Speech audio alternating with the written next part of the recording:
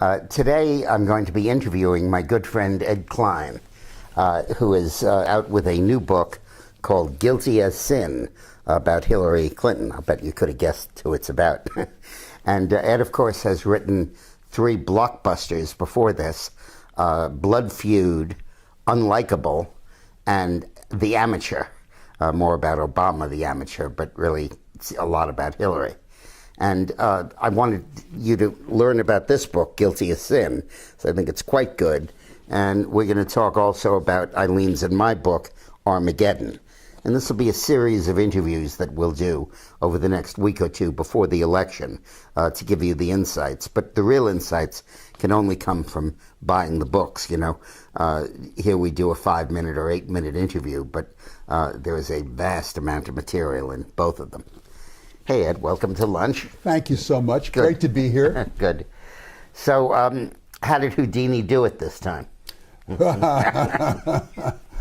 Well, if you're referring to Hillary Clinton, and I assume you are. Houdini Hillary. Yeah, she skipped out again. The FBI spent more than a year investigating Hillary Clinton. And in my view, and according to my sources, at first, James Comey, the director, really thought that he was going to nail her.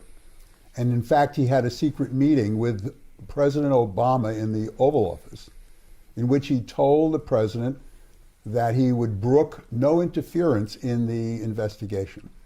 So at that point, he thought Gutsy he was... thing for the director of the FBI to do. Yes. Yeah. And he thought that he was heading toward an indictment. But the president, Obama, decided finally to back Hillary Clinton after being very reluctant to do so, because he and Hillary and the Clintons don't get along very well, as we know, and from Blood Feud.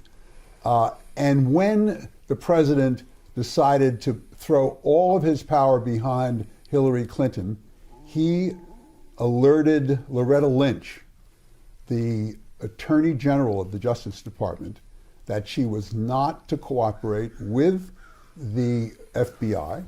The president also alerted the intelligence community that it, meaning the NSA, the CIA, the DIA, and 17 different agencies in the intelligence community, not to cooperate fully with the FBI.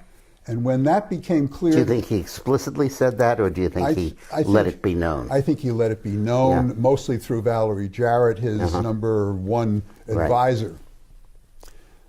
As a result, it became clear to Comey, the director of the FBI, that he was not going to get any cooperation.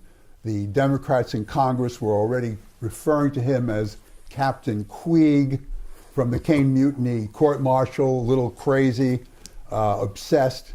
And he finally pulled what I would call a John Roberts as the Chief Justice of the Supreme Court. As we all remember, came out and voted in favor of Obamacare to save, quote, save the reputation of the Supreme Court. Well, that's exactly what Comey did. In order to save his reputation and the reputation of the FBI, he finally gave in and indicted her politically, but legally he decided to pull in his horns. Now, Hillary, Guilty as Sin, tells this story. Armageddon, our book, tells a very similar story about an earlier episode in Hillary's life where she also skated completely free. In the 1980s, Hillary was the lawyer for Jim McDougal, who was the head of the Madison Guaranty Savings and Loan Association. And earlier, McDougal had a habit of lending himself money, developing real estate, and then it goes bankrupt and the bank absorbed his losses. The federal regulators closed in on him and said, we're going to take the bank away from you unless you promise never to lend yourself money for a real estate deal. So he still wanted to make money in real estate. So he got a hold of Hillary, hired her as his lawyer, and she lined up Webb Hubbell, her law partner, whose father-in-law, Seth Ward, was named as the purchaser of the property. We call that a straw purchaser. And he would pull away at the last minute, and it would then be McDougal's. But they could deceive the regulators into saying it was Seth Ward. Now, that's a crime, a felony, deceiving federal regulators. And Hillary did it and was involved in it. And when the time came to prove it, the billing records of her work on that somehow disappeared. And for 2 years, everybody searched for the billing records until finally they one day turned up magically, oddly enough, in the White House. Well, the billing records indicated she had worked for about 60 hours on this deal, on deceiving federal regulators. She was hauled before a grand jury while she was First Lady, and she was asked, "Did you do any legal work on Castle Grande?" And she said, "No." And she said, "I've never heard of Castle Grande. I don't know what you're talking about." Now, the property involved had two names. The original name was Castle Grande, but after the deal began cooking, it was called the Arkansas Industrial Development Commission, ARDC. So she did legal work in her own mind for the ARDC, not for Castle Grande. And she claimed she didn't know Castle Grande. I knew Castle Grande. Everybody did. But because Starr didn't ask her the right question, on that technicality only, she skated out of that courtroom and did not face indictment. That's why we call her Houdini Hillary. That's right. Right? So for more details on all of this, and there's more information on both of these scandals, get Ed's book and get mine. I have to warn you, you'll go bankrupt buying all the books that tell you about Hillary's scandals, but you can take a flyer on these two. I'm here on a lunch alert with Ed Klein, who is the author of a new book called Guilty as Sin. And guess what? It's about Hillary. And it's a wonderful book that really explores each of the chapters of corruption in this woman's life.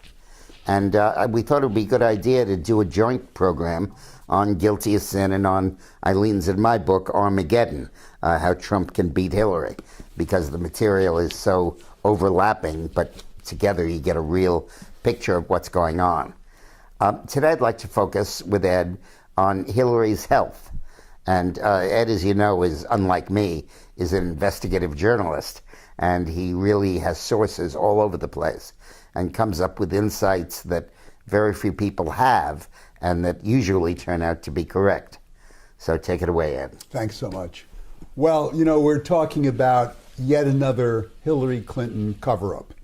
In this case, we all remember that when she was Secretary of State, she had a fainting spell, and she fell and had a concussion, and ultimately was taken to New York Presbyterian Hospital, where a whole bunch of doctors investigated what was wrong with her and discovered that she had both an arrhythmia, which means the heart was not pumping correctly, and also a leaky valve problem. In order to correct this, they put her on a...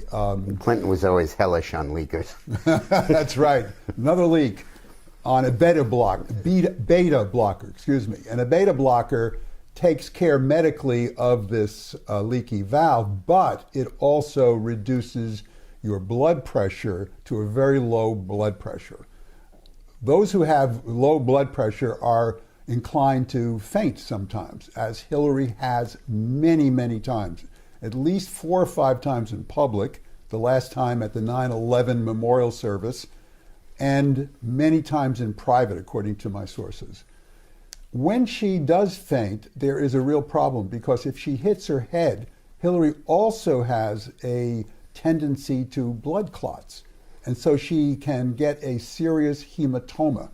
Now, these two medical problems that she has have been covered up by the Clintons, because they're concerned that if it gets out, people will doubt that she has, as Mr. Trump put it, the stamina, but actually whether she's strong enough actually to serve 4 years in the White House. And so as long as they can, they will cover this up, but they're really concerned in the campaign that she will faint yet again in public, and that could be devastating for her.